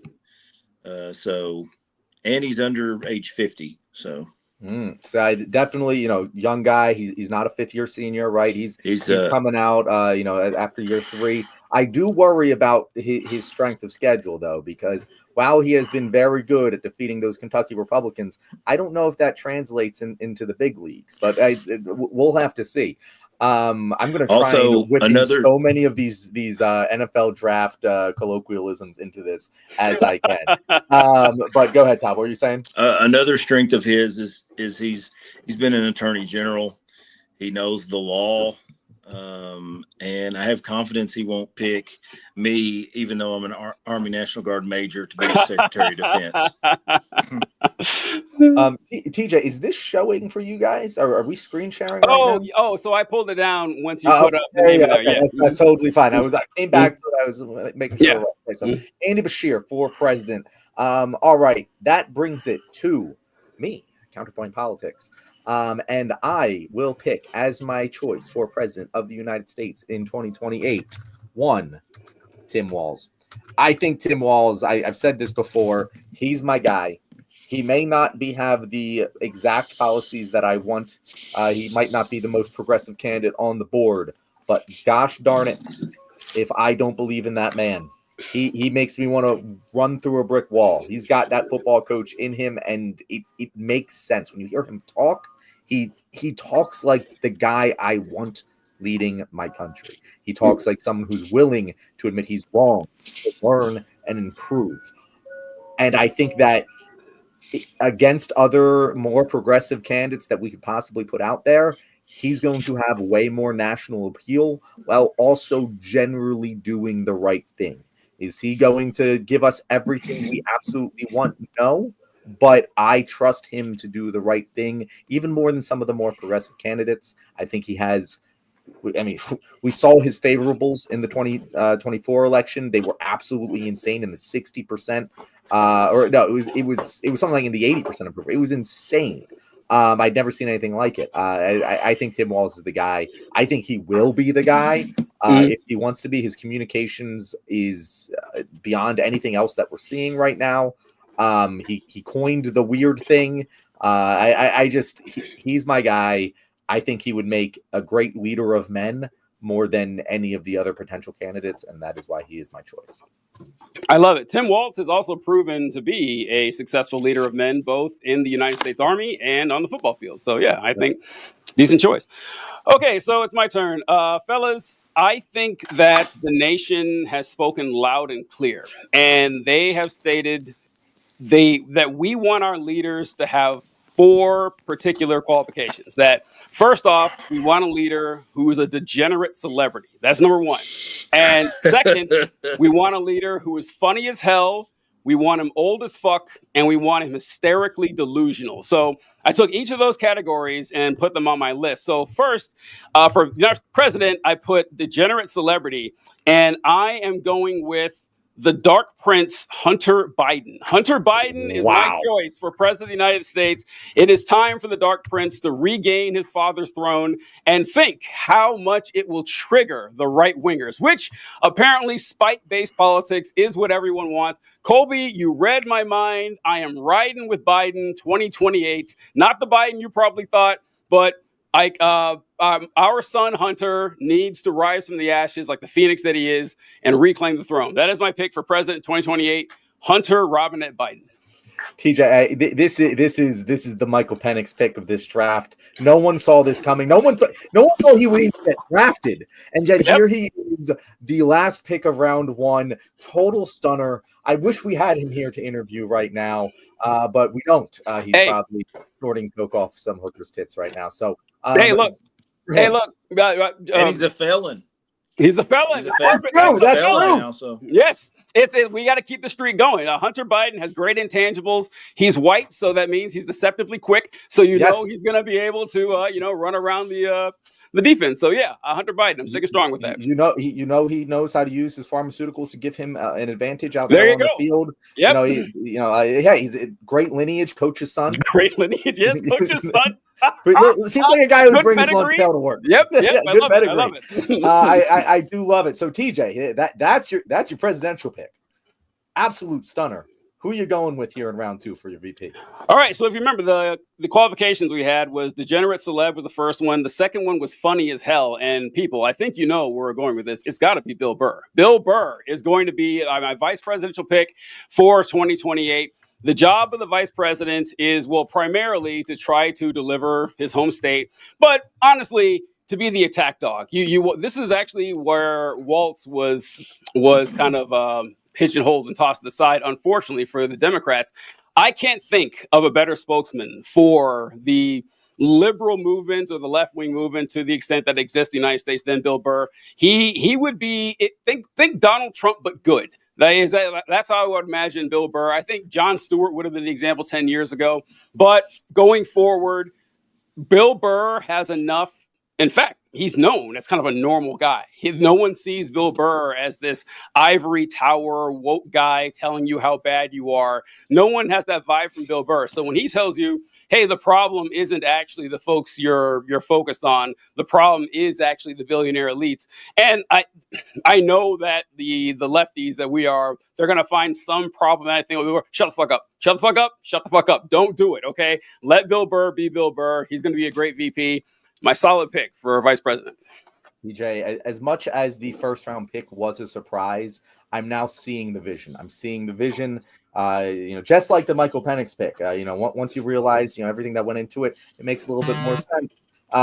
Bill Burr, I absolutely love that as VP pick. No one said the VP has to be a competent person in any way, shape, or form. In fact, if you are going to pick a celebrity just for being a mouthpiece, you want to put them in your administration, VP might be the absolute best choice.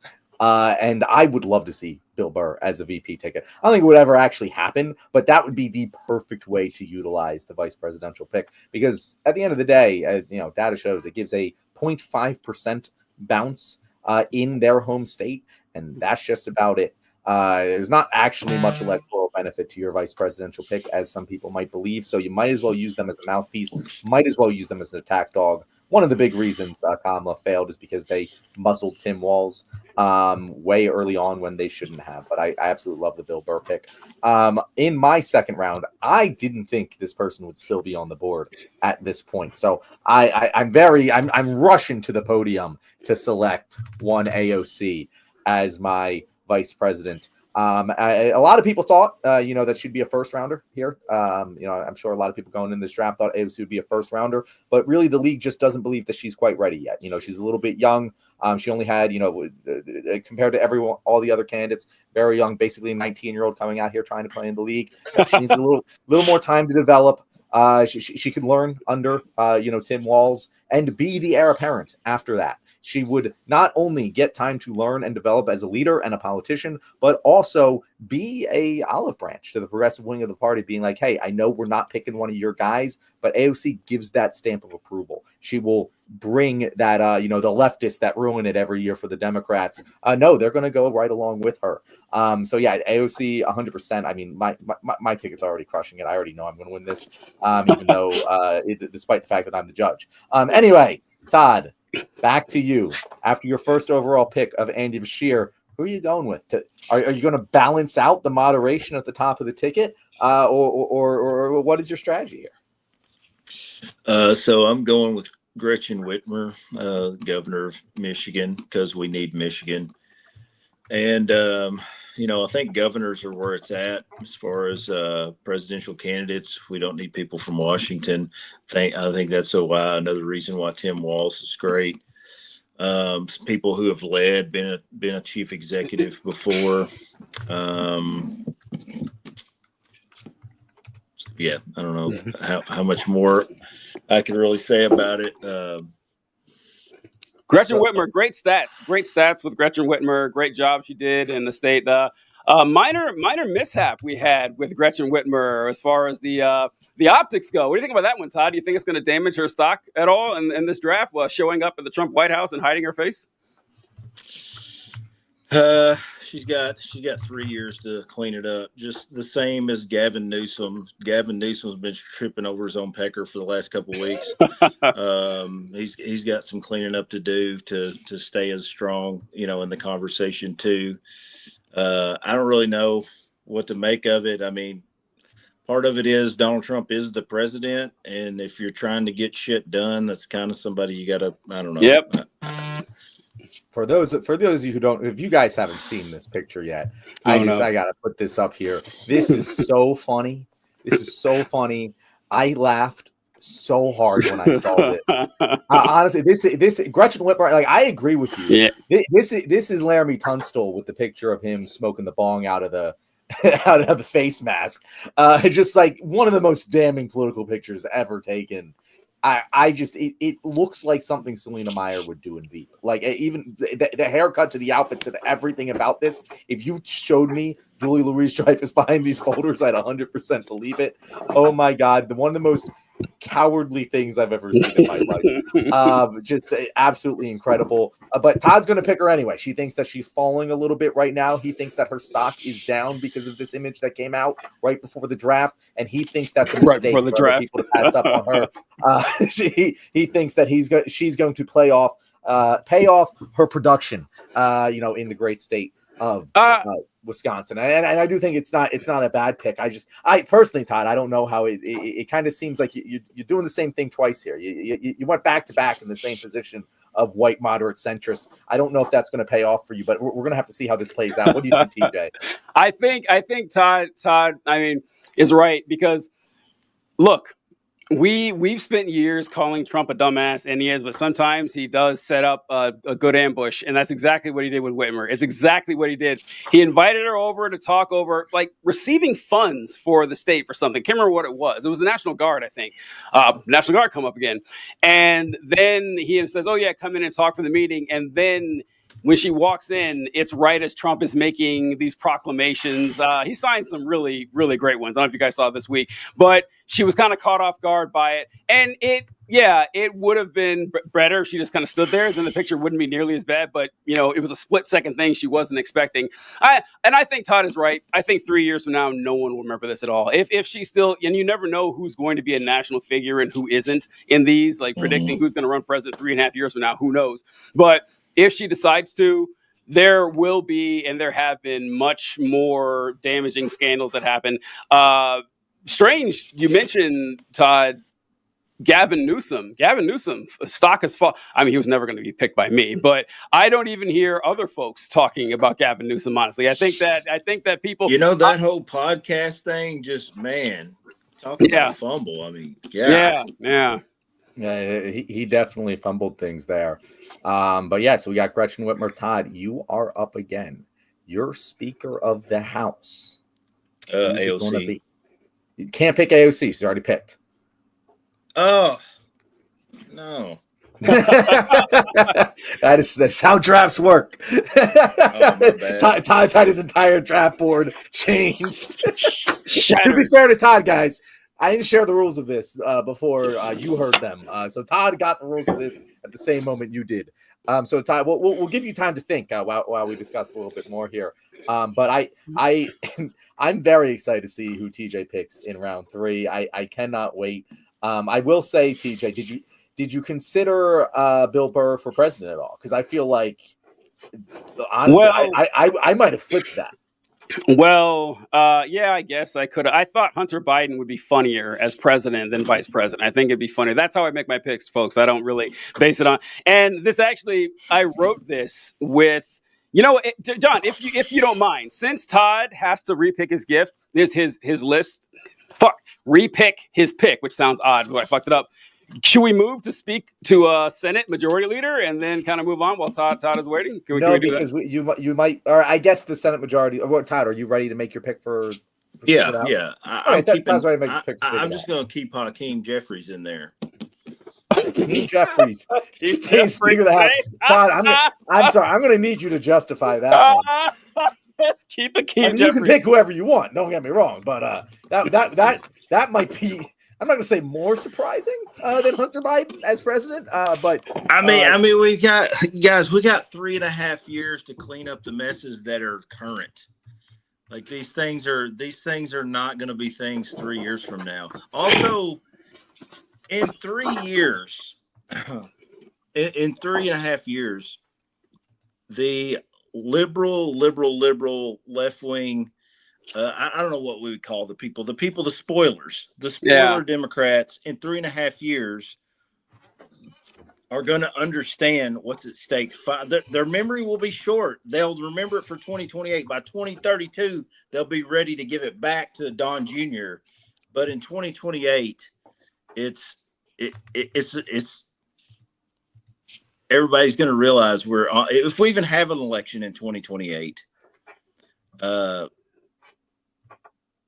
But I mean, yeah, it's going to be fine. It's going to be fine, John. It's going to be fine. It's going to be fine. Hey, Superman. I see the strat. You more than anyone else has a very clear strategy. The draft strategy is all the way there. So you didn't get AOC. You're sticking with what you know. I don't hate that pick at all. It's like you pick the guy who can plug and play as a starter on the devil one. I know over the devil I don't exactly. know. Not necessarily a high ceiling guy, but definitely a high floor guy. You know the bottom isn't going to fall out beneath you there. So definitely from a prestigious institution. Definitely strong strength of schedule. He's proven he can do the role. Let's see how he's able to do it at currently still the same level. This analogy didn't track through all the way to the end of that sentence, but that's all right because I am up on the board now. And let me tell you guys, I feel like Howie Roseman now. How does he keep getting away with this? My board, my fantasy board is exactly what fell to me. And I'm going with one Jasmine Crockett, absolute powerhouse of a Speaker of the House. And why do I say this? Not necessarily because I like her policy, which I do like her policy, but she's got the skill that's in the title, Speaker. She's going to be a Speaker of the House who tells Republicans to fuck off on the House floor. She might do it in the middle of the actually say it like that. Yo, she will say fuck. She told Elon Musk to go fuck off. I would absolutely love to have a Speaker of the House who tells people to fuck off. We've dropped the A bomb, we've dropped the H bomb. It's time we start dropping some F bombs around here. And Jasmine Crockett, we know she's up for the task. So she is my pick for Speaker of the House. TJ is going to pick somebody who's not even in the House. He's going to do the whole. He's going to do the whole. Make Elon Musk the Speaker of the House. Listen. So, boy, it's a dark day, folks. Because all right, so I wrote this list, to maximize the comedic effect, and I wrote it as President, Vice President, Senate Majority Leader, then Speaker of the House. I didn't know John was going to go by precedence of rank. So this is my home run joke right here at the end, and it's going to be ruined, but it's unfortunate. I wish, God damn. That's why he wanted to go to Senate first. That's exactly why. Well, hey, do you want to pick? You're going to pick next for Senate, so you can pick your Senate first. Okay, sure. All right. Because my Senate one isn't funny. Because Todd's right, the person is not in the Senate House. Todd is absolutely correct. Read my mind there. But for Senate, I was limited. I was limited to who is in the Senate. And so my list is, remember, degenerate celeb, funny as hell, and old as fuck. All right, old as fuck is up next. And I got to go with Bernie Sanders. I got to go with my man Bernie Sanders here. Bernie is older than Trump, but he seems to be in even better condition. He's older than Biden. He's in better condition. I have no doubt Bernie's still going to be around 4 years from now. I cannot think of a better person to put in the leadership position in the Senate. He's going to be a hell of a lot more effective than Chuck Schumer. So I'm standing with Bernie until he's 100 years old. I don't see a good reason why I shouldn't pick this guy, since I need someone in the Senate. 100%, proven lineage. He gets the job done. Definitely, from a let's call it maybe a MAC school. Not even in the Democratic Party, but he's going to be and honestly, TJ, that's who you just stole him from my board. Okay. That was my dream. I almost had the whole four. I fortunately have a backup, but it is still your turn. You are now up to pick the Speaker of the House. All right. So if you remember, I had the four things that Americans wanted. They wanted a degenerate celebrity. They wanted someone who was funny as hell and someone who was old as fuck. The only thing we're missing now is someone who's hysterically delusional as our Speaker of the House, which is why I am proud to nominate John Cooper of Counterpoint Politics as Speaker of the House. He is going to be, I can't think of a better person who's going to come in and clean house, folks. He's going to get everything we want done. He's second in line to the presidency, and he has my confidence as Speaker of the House of the United States of America. Do you accept the nomination, John? I do. I want to specify here, John Cooper, not the Democratic strategist. Yeah. John Cooper of Counterpoint Politics is who I want for Speaker of the House. Strategist, the social media influencer. That is the John Cooper that we are talking about here for Speaker of the House. I absolutely love it. I would definitely accept the nomination here for Speaker of the House. I would make such an excellent Speaker of the House. I can't believe I didn't think of this. It honestly might be the most damning thing that I didn't put myself for Speaker of the House. So why should I be there? But no, you're totally right. That would be the best thing that we could possibly have for this country. Imagine me sitting there behind whoever, behind Hunter Biden during the State of the Union address. Absolutely love it. By the way, people comment on my shit especially like when I say something that is like critical of the left. They comment on my shit all the time saying, "Oh, you're that dumbass Obama strategist." No, I'm not. That's wow. So that's why, again, you wouldn't think that I would need to specify this, but these people really feel confident that I am that guy, and I am not. I am also not the NHL coach, John Cooper. Different John Cooper once again. John has Googled his name many times. I want to see that image. I want to see President Hunter Biden, Vice President Bill Burr, Speaker of the House, John Cooper on stage, every single State of the Union address. Yeah, I'm all in on that. And I like picking John in this too, because even if he picks himself, he also loses because he loses on Speaker of the House. So that's why I picked him for the draft as well. Got it. And, for my pick in the Senate, as I said, I was going to pick not Bill Burr. I was going to pick, I was going to pick Bernie Sanders. He was unceremoniously snatched right away from me one pick before. So I'm going to have to go with my backup plan. And, I think, if we're going to be a country, the United States of America, we do need to pay our respects to the people who came before us. We're talking about the Native American population. And they really do deserve more representation in the federal government. So as my Senate Majority Leader, I'm going with the most famous Native American on our country, one Elizabeth Warren. Wow, that's good. That's good. That's hilarious. That's great. And all jokes aside, that's actually who I would pick. One of the more progressive Senate members, but no, definitely got to pick Pocahontas here. Great minority representation for a traditionally white held role, right? Ever since the great Native American Jim Thorpe 100 years ago, we haven't seen such a strong candidate from this class. You love to see it, John. It's great progress. I appreciate it. All right, so to round us out, Todd, to finish the 2028 Democratic draft, who are you selecting? Mr. Forgettable. What do they always call this guy? Mr. Irrelevant. Mr. Irrelevant. That's it. Who is your Mr. Irrelevant, Todd? I would say anybody who can speak for 25 hours straight. Okay. Deserves to be drafted. Wait, can we do that? Can we hold on? I just thought about that. He might not be in the Senate at that time. So, can you do double duty? I wonder. Actually, I don't know the constitutionality of that. If you can be in the Senate and be Speaker of the House, I don't really know. It doesn't seem like you can. Picked Speaker of the House. I'm sorry. That's right. I'm doing my Senate Majority Leader. Okay, cool. All right, I love it. I love it. That's right. Yeah. My mistake. So I want to be fair to you here. Are you saying Cory Booker, or are you just saying anybody who can speak for 25 hours straight? No, Cory Booker is it. Not just whoever can blow smoke up somebody's ass for 20. I mean, I'm sure plenty of them could do that, but. It is that concludes this 2028 Democratic draft. I absolutely loved this because you actually do see very clearly different draft strategies, which will play out online for the next 4 years. Do we go, straight down the middle? Only proven talents, not much high upside, but definitely the highest floor ticket over here with Superman Todd?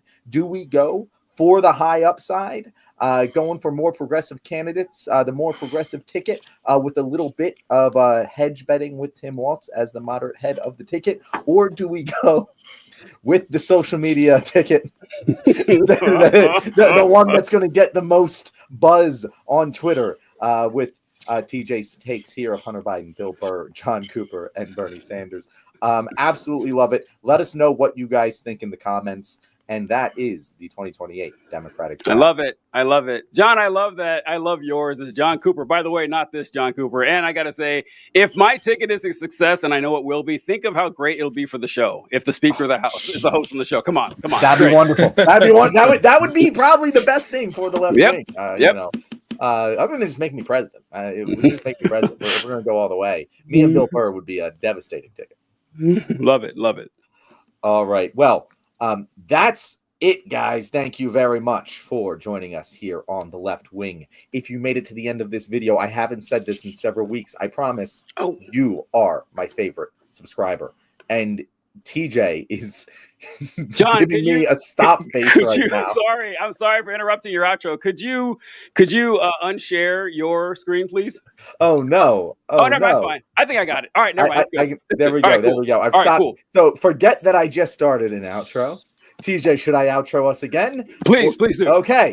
Well, thank you for making it to the end of the video. This time we're being for serious. If you made it to this point, you are our favorite subscriber. Oh, what's that? You don't actually subscribe? Well, go fuck yourself. Get out of here unless you want to subscribe, in which case you're our favorite subscriber again. If you want to know where to find our amazing guest, you should already know where to find him since he's been a wonderful contributor to the show many times. But Superman Todd, if people for some reason haven't heard of you, where can they find you? Hey, I'm just on TikTok as Superman Todd 2. I post on there sometimes. I don't post a whole lot anymore, but feel free to go on and interact, comment, like, share, all the stuff. Cuss me out. Tell me it's awesome. Don't really care either way. So, yeah, Superman Todd 2 on TikTok. Thank you so much, Todd. We really appreciate you joining us last minute as you agreed to. Folks, I want to take a second to remind you that this episode is brought to you by Huge Ass Watches. Do you have someone in your life who provides an informative and entertaining product absolutely free of charge, but is occasionally a few seconds late? If so, then Huge Ass Watches might be right for you. Contact the Lord of the Watch, Huge Ass himself, to get a design personalized just for you. Don't procrastinate. Call now. Time waits for no man, and neither does Huge Ass. Thank you, folks. Catch you later.